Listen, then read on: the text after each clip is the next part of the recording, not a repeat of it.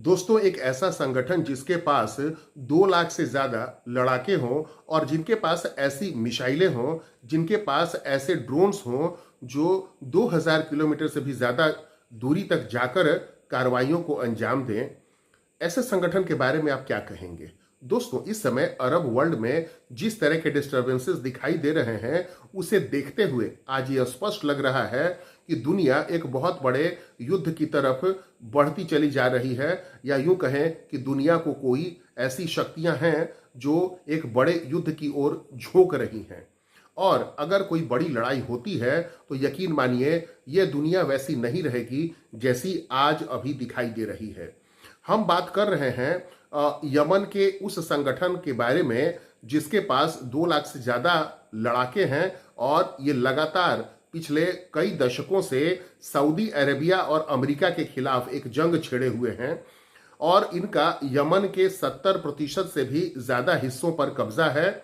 पिछले 7 वर्षों से भी ज्यादा समय से वहां की सरकार को अपदस्थ करके इन लोगों ने यमन की राजधानी साना पर अपना कब्जा बरकरार रखा हुआ है और लगातार ये लड़े जा रहे हैं। और इतना ही नहीं, इजराइल पर लगातार इनके हमले हो रहे हैं, इजराइल भी जवाबी कार्रवाई कर रहा है।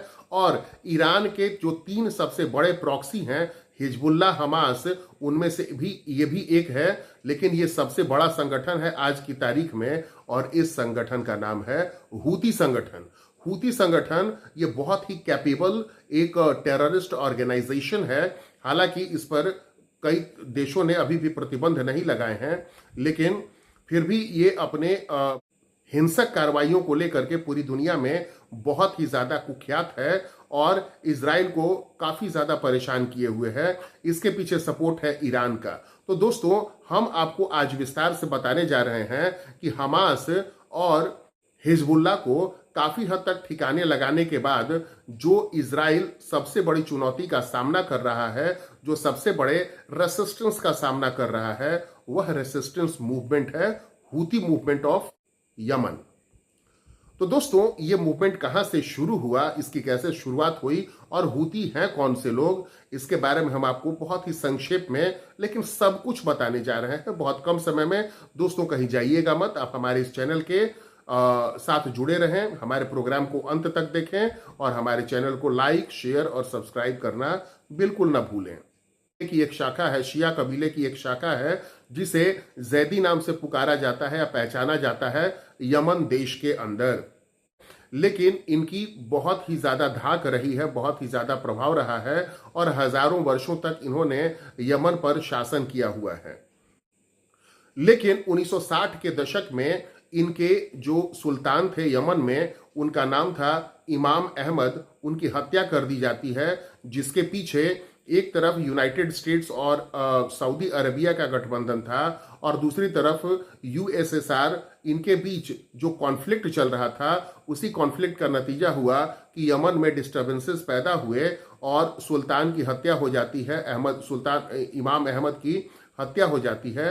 और उनकी हत्या के बाद जैदी मुसलमानों ने वहां पर बगावत करना शुरू कर दिया और उनकी व्यवस्था से एक तरह से मोह भंग हुआ और इन लोगों ने जगह जगह प्रोटेस्ट करने शुरू कर दिए। यही आगे चल करके जैदी मूवमेंट में तब्दील हुआ।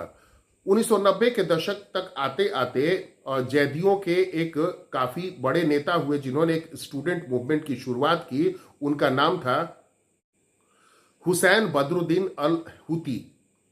हुसैन बदरुद्दीन अल हूती ने 1990 के दशक में एक स्टूडेंट मूवमेंट की शुरुआत की थी और यही हुसैन हूती का जो मूवमेंट था आगे चल करके हूती नाम के एक बड़े मिलिट्री या सैन्य संगठन में तब्दील हुआ, जिसने आज पूरे अरब वर्ल्ड में एक तरह से अपनी धाक जमा रखी है और यमन के 70% से ज्यादा जमीन पर इनका कब्जा है, यहां तक कि यमन की राजधानी पर भी इनका कब्जा है।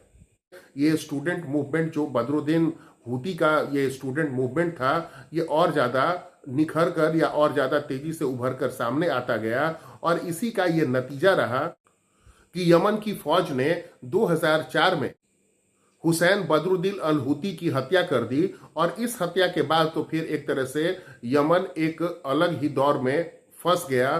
हिंसा और मास मर्डर के नए चैप्टर की शुरुआत होती है यमन के इतिहास में। दोस्तों, 2011 आते आते पूरा अरब क्षेत्र में एक तरह का एक नया आंदोलन शुरू हुआ जिसे अरब स्प्रिंग के नाम से हम जानते हैं। और इस अरब स्प्रिंग का नतीजा हुआ कि अली अब्दुल्ला सालेह को अपना पद छोड़कर अपने एक जूनियर को पद सौंपना पड़ा और वो उन्होंने सत्ता त्याग दी। उनके सत्ता त्यागने के बाद हूती विद्रोहियों ने एक तरह से अपनी ताकत को और ज्यादा बढ़ाया। उनको ईरान से लगातार सपोर्ट मिल रहा था और इनके एजेंडे में इजराइल के खिलाफ जंग भी शामिल था। इसकी वजह से ईरान से इनको ज्यादा से ज्यादा सपोर्ट मिलता रहा, बहुत सारे हथियार मिलते रहे, ट्रेनिंग्स मिलते रहे और यमन के संसाधनों पर कब्जा करना इनका उद्देश्य बना, जिससे कि अपने संगठन को ये और ज्यादा मजबूत बना सकें। और 2015 तक आते आते इन लोगों ने यमन के वहां की राजधानी साना पर कब्जा कर लिया। और इस कब्जे के बाद तो फिर इनको अब ये किसी के रुकने वाले नहीं थे।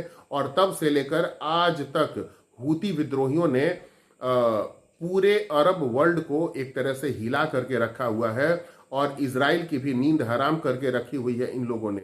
यमन में आज जो गृह युद्ध छिड़ा हुआ है, इस गृह युद्ध की बदौलत बच्चे एक तरह से रेगिस्तान के टेंट में कड़ाके की सर्दी रात के समय और दिन में बहुत ही जोर का जो गर्मी है उसे झेलने को विवश हैं। लोगों की हत्याएं हो रही हैं, बच्चों को पीने का पानी नहीं है, समंदर का पानी पी के किसी तरह से जिंदगियां काटी जा रही हैं और लोगों की बहुत ही ज्यादा हालत खराब है। और प्राकृतिक संसाधन खासतौर पे मिनरल ऑयल से इतना ज्यादा रिच होने के बाद भी यमन के लोग भूख, गरीबी और लाचारी में जीने को मजबूर हैं। दोस्तों, हिंसा का ये दौर जरूर रुकना चाहिए। उम्मीद करते हैं कि जो महत्वपूर्ण शक्तियां हैं इस इलाके की वे सामने आएंगी और एक शांति का नया रास्ता खुलेगा। दोस्तों, ये पूरी कहानी थी यमन के हूती संगठन की, जिसने कि इजराइल के खिलाफ एक रेसिस्टेंस मूवमेंट चला रखा है। आगे ऐसी ही कहानियों के लिए हमसे जुड़े रहिए। आपका बहुत बहुत धन्यवाद।